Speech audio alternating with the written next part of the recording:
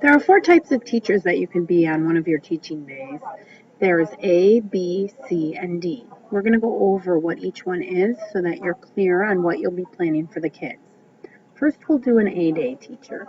A-Day teachers teach the following activities: music, arts and crafts, math, and free play. Music is singing a song with the kids, playing a CD, or music on YouTube, teaching the kids the word to the song, maybe even having them play musical instruments. Arts and crafts activities are something where you're constructing a project. That's the big thing right here, constructing a project. You cannot just color. You have to be cutting and painting and gluing. Coloring can be part of it, but it cannot just be the only thing that you do. And remember, every time you do an arts and crafts, you need to make an example for your lesson plan as well. Math is the next one. Kids at this age cannot do addition and subtraction. They're doing very basic things such as counting, number recognition, meaning if I show them the number 5, they can tell me what number that is. Helping maybe to measure something if we're doing a cooking activity.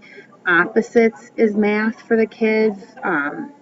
Bigger than, smaller than is math for children.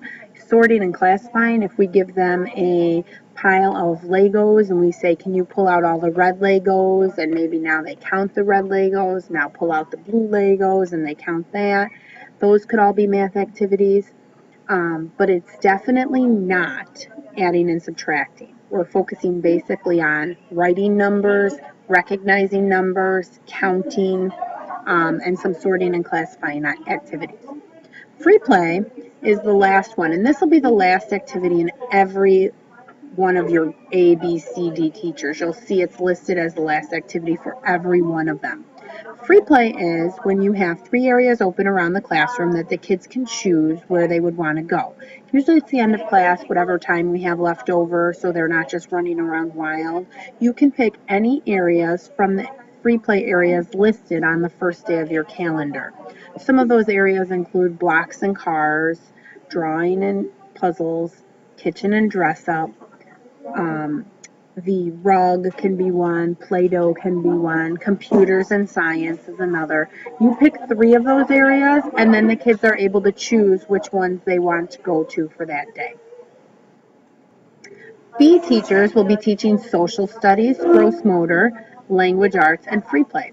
Social studies isn't what you think about with social studies. There's no maps and there's no history about the world or wars or anything. It's really talking about just the world around us, community helpers, people that work out in the community, different kinds of jobs that there are out there, showing kids a different area of the school, especially with all the construction going on, going out to see something happening with construction. If you can tie it into your theme or your color or your letter of the week, that would be great. They would love to see that.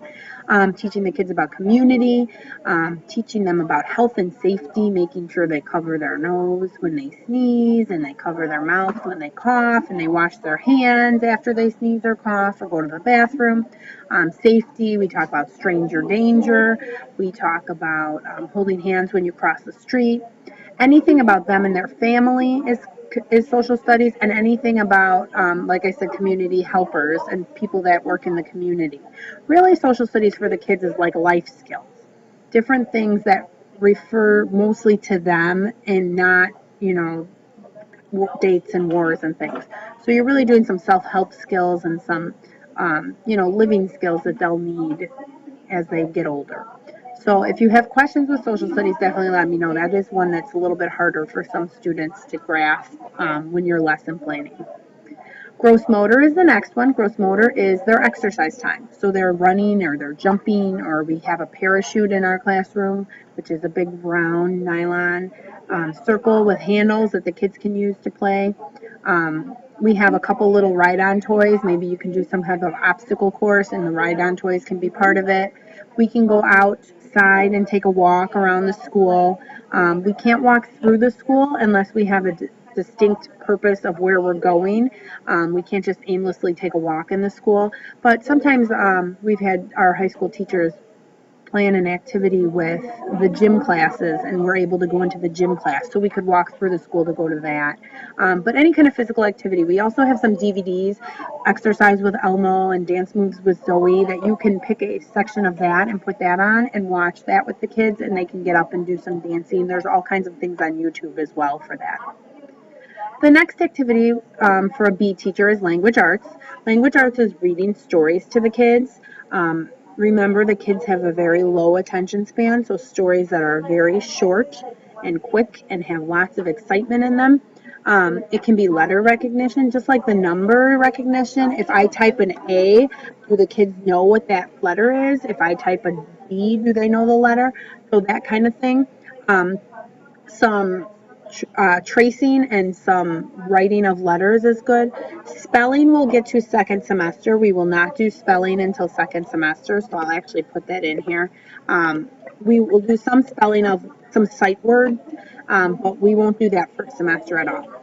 Flannel board is a board that we have in the classroom that has some pieces on it, and you can tell the story by moving the pieces around the board.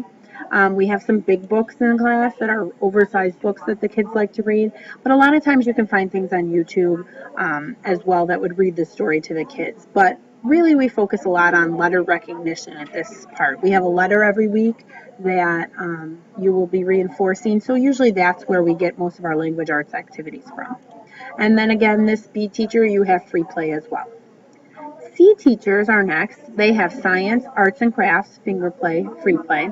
So science for the kids is doing some activities, measuring and monitoring something grow maybe, feeding the birds. Sometimes we'll go out and hang some bird feeders from the trees right out our door and watch that.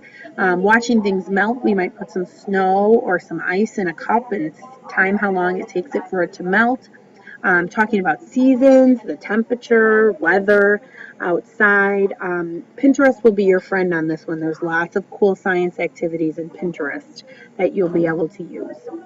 Arts and crafts, we talked about that as an A teacher. It's the same thing, no just coloring. You have to construct some type of project. Finger play is a song or a poem with hand motion. So similar to music, finger play is a song, but it could be a poem. And when you find a finger play activity in your lesson planning process, you'll see that it'll tell you the words to the song, and then in parentheses, it'll give you motions that you'll need to do in order to complete the song. So it might be something like the Itsy Bitsy Spider or Little Bunny Foo Foo, and those have motions to the song. So if it's any kind of thing that and you can even make up the motions if it's a song that you know, we can do some motions. So it has to have movement with finger play, whereas music can just be sitting and singing. Then you see free play again. And then D teachers have language arts, arts and crafts, finger play, free play. So these are all ones that are repeated from the previous A, B, C, and D activities. So this will hopefully give you a little bit of description on what kids will be doing throughout the day. The preschool children will see an A, B, C, and D teacher throughout the entire day. And they'll be able to do all the different activities throughout that time. The last part of teaching that you could be is called stations. And when you're in stations, you're going to pick 3 different activities that you want to do with the kids. You can pick anything, arts and crafts, you can pick math, you can pick social studies. It's kind of like your free play day for you. You get to pick any of these listed in A, B, C, or D that you want to do with the kids. And what you're going to do is you're going to set them up in stations around the room. And the kids will have free choice and be able to go to your station or not. Some kids you'll see and some kids you won't that day because they may or may not go to your station. But you're going to pick 3 different activities and set them up in stations for the kids to have some free choice on that day. So we'll talk a little bit more about stations, but just a little reminder of what that might be. Hope this helps you. If you have any questions, feel free to ask us. Thank you.